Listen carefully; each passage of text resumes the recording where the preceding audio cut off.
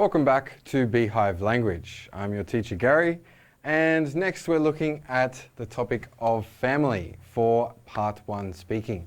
So here, what we want to focus on is, again, some things that you should know before the exam.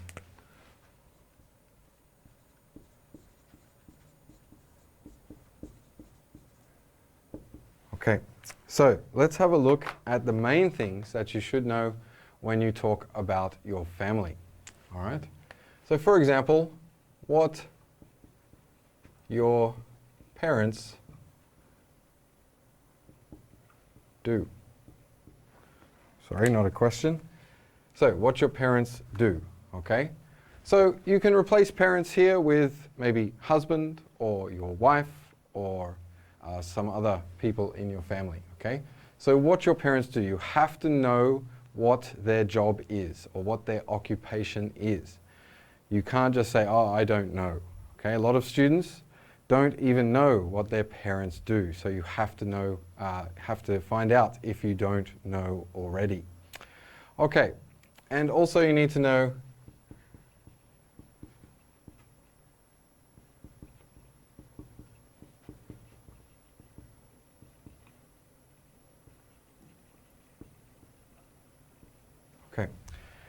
so you also need to know how to refer to family members. All right, so what do I mean by this? Well, for example, we have one here with parents, okay? So if you're 20 years old, you don't want to be saying my mummy and my daddy, okay? It just doesn't sound right. As an adult, you should say my parents.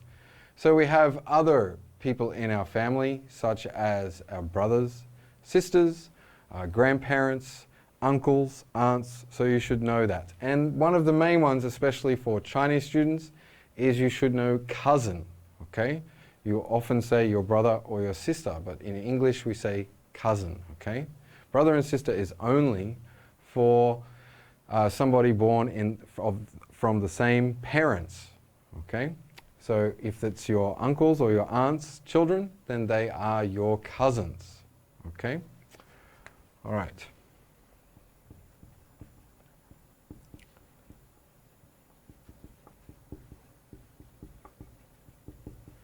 Okay, so your immediate family, you need to understand what this means. So your immediate family or your nuclear family, okay, nuclear family is more American English. British English, we usually say your immediate family. So your immediate family are the family that are closest to you. So if you are young, you have your parents and possibly yourself and maybe a brother or a sister, or brothers and sisters, okay? So this is your immediate family, okay? We also have your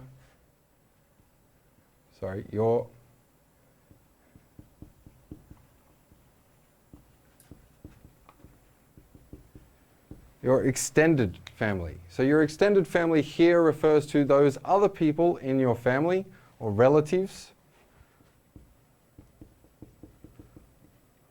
okay, relatives, that are not in your immediate family. So apart from your parents and your brothers and sisters.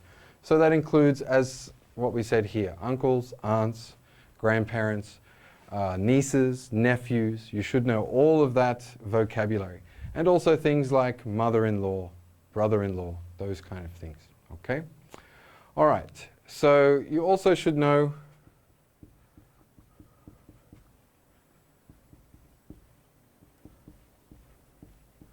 what they like to do, especially your immediate family, okay? It doesn't apply so much to your extended family, but certainly your immediate family, certainly your parents or your wife or your husband, you should know what they like to do, okay? That means some interests and some hobbies. You should know some basic information about that, okay?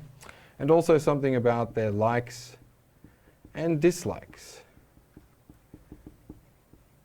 So it's not always just about you in the exam. It may be, okay? They may only ask questions directly related to you, but they usually ask some questions about those around you or things around you as well.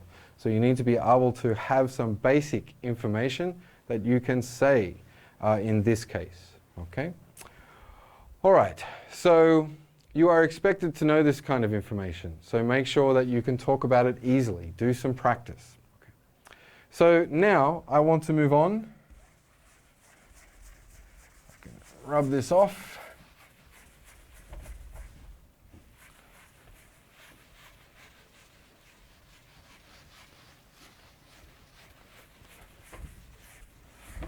Okay, whoa. Ball's going to fall on me. All right, so now we're going to have a look at some, I'm going to use the blue pen, some example questions.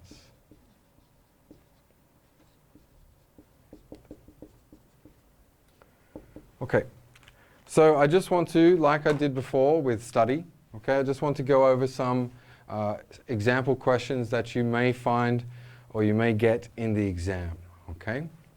So, first one.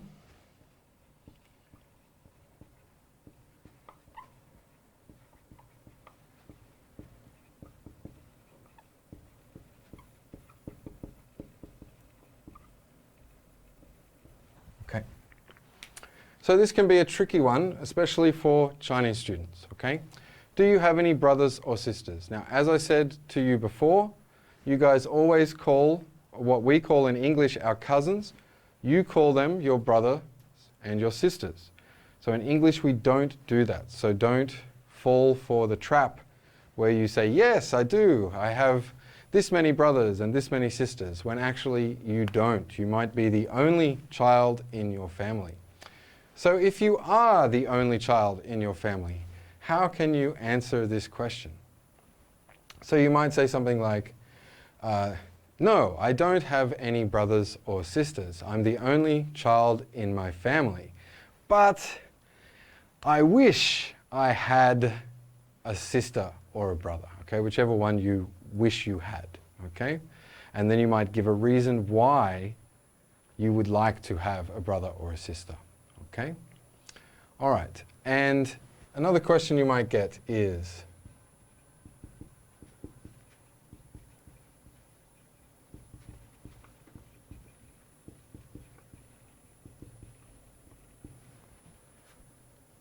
okay, so who is the leader in your family? Okay, who is the leader in your family? All right, so here again the tense is fairly obvious. It's just present tense. And it's looking for you to describe or talk about somebody here. Okay, so you might say, for example, my father is the leader in my family. Or perhaps it could be my mother is the leader in my family. And then you would maybe say, what makes them the leader? Okay, so give some examples. Okay. So let's have a look at another question, okay? All right.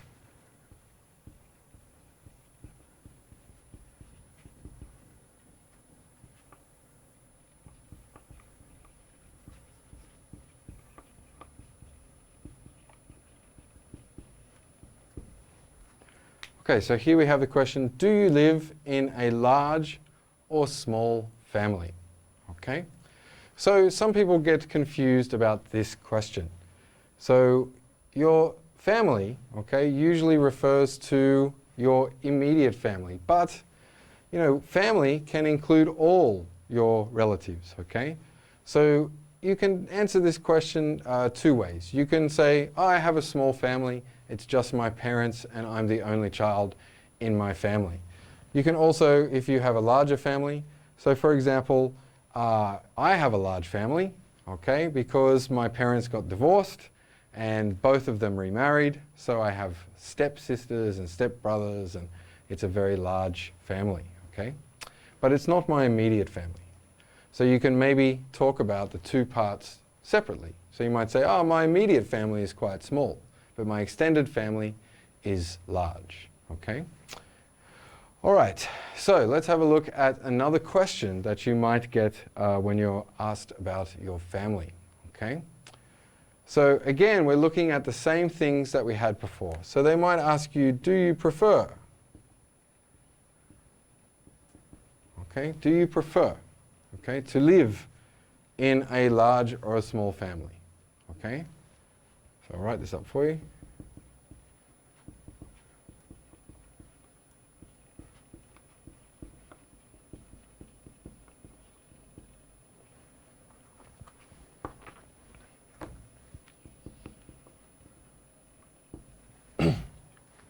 Okay, so do you prefer to live in a large or a small family? So you need to know what you have. So you probably have a small family, or you may have a large family, but most people have a small family with just 3 or 4 members in their immediate family.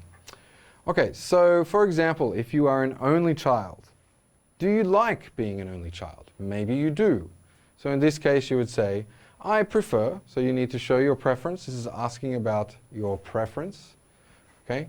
I prefer to live in a small family because that way I get a lot more attention and everybody focuses on me. And for festivals and other things, my relatives give me lots of money, and because I'm the only child, I get more money than if I had brothers or sisters. However, you might like to give the other answer. So you'd say, I prefer to live in a large family even though my family is small. So you would have to give a reason here. So why do you want a large family if you had a small family, or you have a small family? So you might say, I prefer to live in a large family because I live in a small family, and when I was growing up, I didn't have any brothers or sisters to play with, and so I felt quite lonely. So this might be a way to answer this question, okay?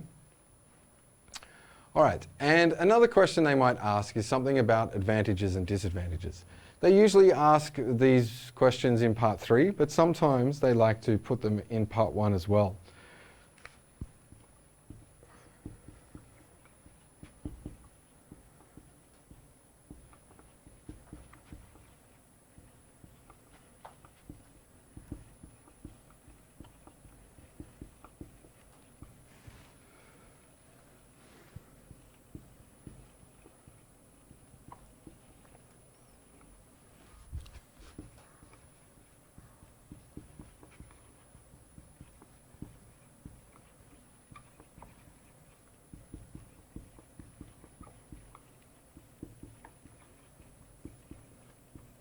Okay, so this question is quite long, all right, and the examiner is not going to speak slowly for you. So they will say something like, what are the advantages and disadvantages of having a small family compared to a large family? So you have to be able to listen to that and hear, and it's quite a long question.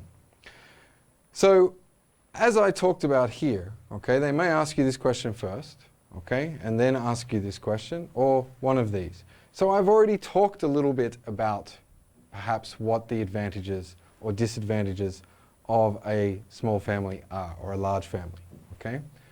So I might say, for example, I was lonely when I was a child, okay? So here it's asking you to talk about the advantages and disadvantages. So I like to structure this usually in the same way. So first you talk about the advantages, and then you would talk about the disadvantages, okay? Later, especially in another class, we might talk about what they call a parallel argument, which is where you talk about both at the same time, but it's much more difficult, okay? So the easiest way is to just talk about the advantages first, and then talk about the disadvantages. So you have to have good structure. So with this question, okay, you would say, I think there are a lot of advantages to having a small family. So as I said in an earlier question, I get to be the center of attention, and I get everything that I want or I need. So that's a huge advantage to having a small family. However, there are also some disadvantages, right? So I've introduced that I'm talking about the advantages. Now I'm saying, however, there are also some disadvantages. You are not going to have time to talk about all of them. You should choose one to give as an example, possibly 2, but no more than that. Okay, so I would say, however, there are also some disadvantages. One of the main disadvantages to having a small family is that there is also a lot more pressure on me. I'm expected to do well in my study and to have a good career so that I can make my family proud. If I had some brothers or sisters, this pressure might not be so strong. All right, so this would be a good way to answer that question. Okay, let's have a look at one more.